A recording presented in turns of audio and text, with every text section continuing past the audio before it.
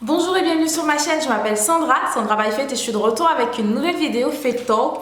Et le sujet de la vidéo aujourd'hui c'est ce ne sera jamais assez. Donc ce ne sera jamais assez, pourquoi? Parce que beaucoup de personnes se disent non, j'ai pas encore le temps de commencer à chercher Dieu, il faut encore que je me fasse plus d'amis, il faut encore que je travaille plus, que je me fasse beaucoup d'argent, il faut encore que j'amasse tel nombre de biens, etc. Alors que finalement, quel que soit le nombre de biens amassés, quel que soit le nombre de personnes par lesquelles nous sommes entourés, quel que soit le nombre de richesses et le nombre de biens qu'on a, on finit toujours par se rendre compte qu'il y a un vide à l'intérieur de nous qu'on a besoin de remplir. Donc, on va regarder ensemble la parole de Dieu en Matthieu 6, chapitre 6 du verset 31 à 34. La parole de Dieu nous dit: ne vous inquiétez donc pas et ne dites pas que mangerons-nous ou que boirons-nous, avec quoi nous habillerons-nous.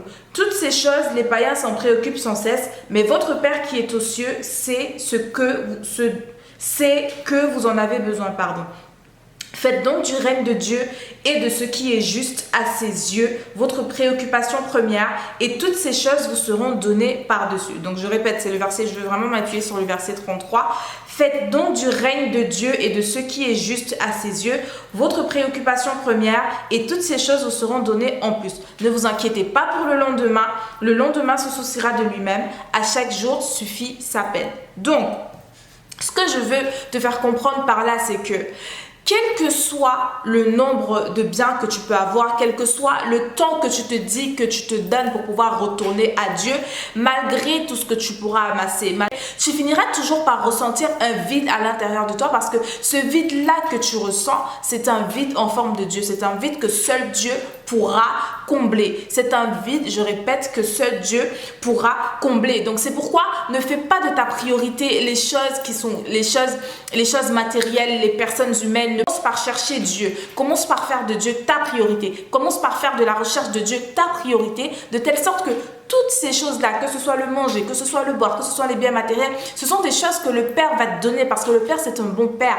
Le Père, c'est un Père qui prend soin de ses enfants et il sait absolument ce dont on a besoin. Donc, ne te dis pas: non, quand j'aurai assez de ci, quand j'aurai assez de ça, là, je chercherai le Père. Parce que toutes ces choses-là, au final, c'est vanité de chez vanité. La parole de Dieu nous dit encore en Ecclésiaste chapitre 1 au verset 14 que c'est l'Ecclésiaste qui dit: j'ai vu tout ce qui se fait sous le soleil et voici, tout est vanité et poursuite de vent. Parce qu'en effet, quand on fait de la recherche des biens matériels, des personnes humaines, des relations avec des personnes, de toute autre chose en fait, notre priorité, quand on fait de la recherche de toute autre chose que Dieu, notre priorité, c'est comme poursuivre le vent. C'est comme essayer d'attraper le vent. Je suis en train de te dire, ce n'est pas de cherche Dieu parce que Dieu va t'apporter ça. Non, cherche Dieu parce que tu veux connaître Dieu et tu vas te rendre compte que le Seigneur va pouvoir à tes besoins, parce que c'est un bon Père qui prend soin de ses enfants. Donc ça, c'était le point numéro 1, tout est vanité. Maintenant, il y a des gens qui vont dire: ah oui, mais tout ce dont vous parlez là, vraiment, c'est du grand n'importe quoi, parce que quand on voit des chrétiens, les chrétiens, la plupart du temps, sont drogues. Bon,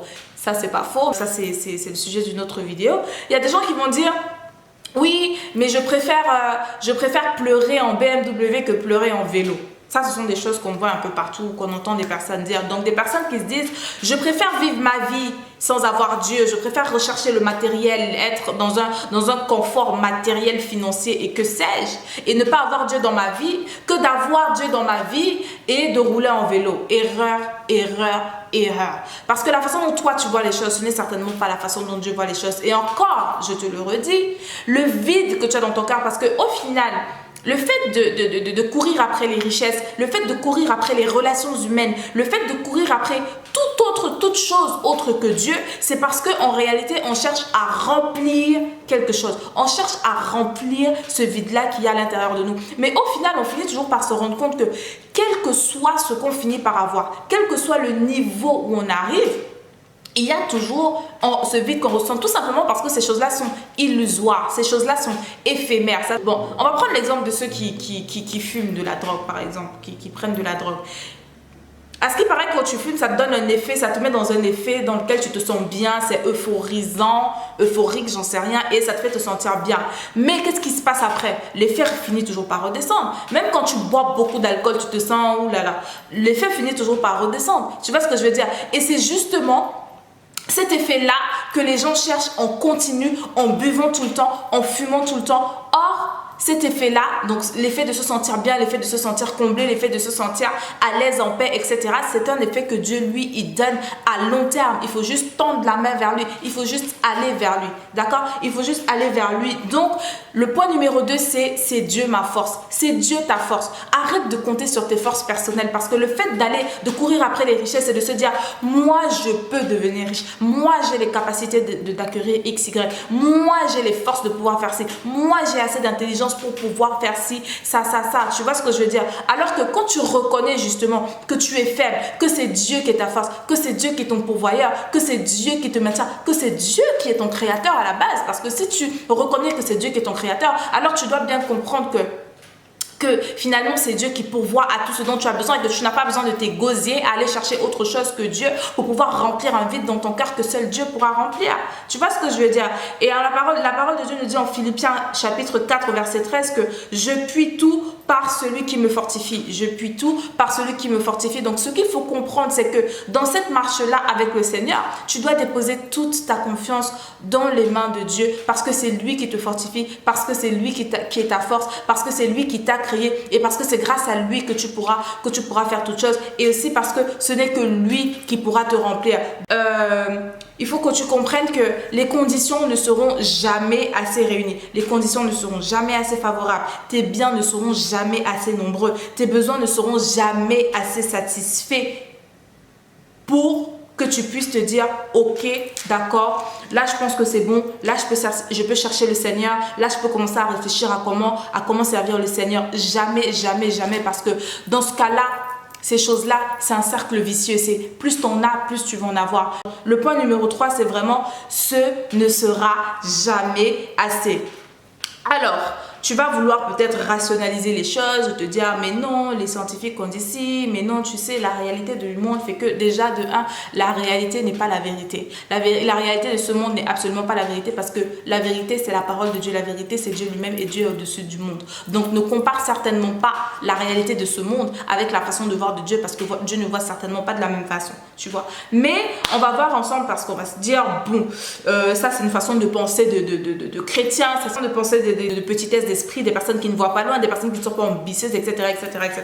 D'accord? Blaise Pascal, qui était un philosophe et physicien français, a dit « Il y a dans le cœur de chaque homme un vide en forme de Dieu et nul autre que lui ne peut le combler. » Donc j'ai envie de te dire que pour qu'un philosophe en arrive à ce point-là, tu peux comprendre que vraiment déjà de un Dieu existe vraiment et que vraiment cette histoire c'est réel parce que les philosophes, vous savez tous très bien comment ils sont à réfléchir de comment la lune peut cogner le soleil, etc., de toutes ces choses là. Tu vois ce que je veux dire? Donc et aussi un autre de ses collègues, d'accord, lui cette fois-là écrivain, il s'appelle Alexandre Solzhenitsyn.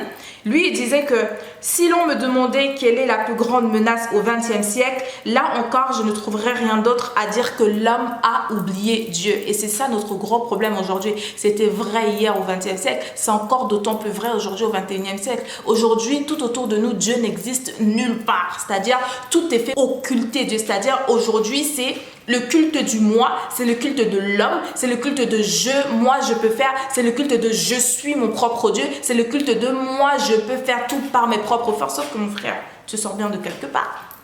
Tu sors bien de quelque part. Tu vas pas me dire que tu sors du ventre de ta mère, ça je sais pas. Je crois que c'est mon pasteur qui disait ça la dernière fois au culte. Donc il faut vraiment réaliser que c'est Dieu la force, c'est Dieu qui est au-dessus, c'est Dieu qui est le créateur. Donc toutes ces choses-là que l'homme recherche au travers de vanité, toutes ces choses-là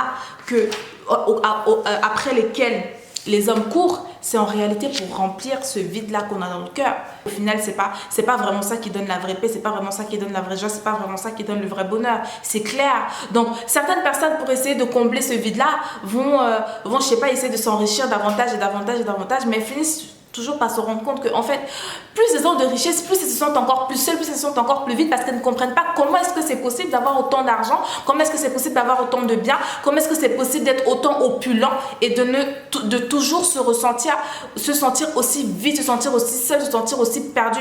Plus on est entouré de personnes inutiles, plus on se sent seul.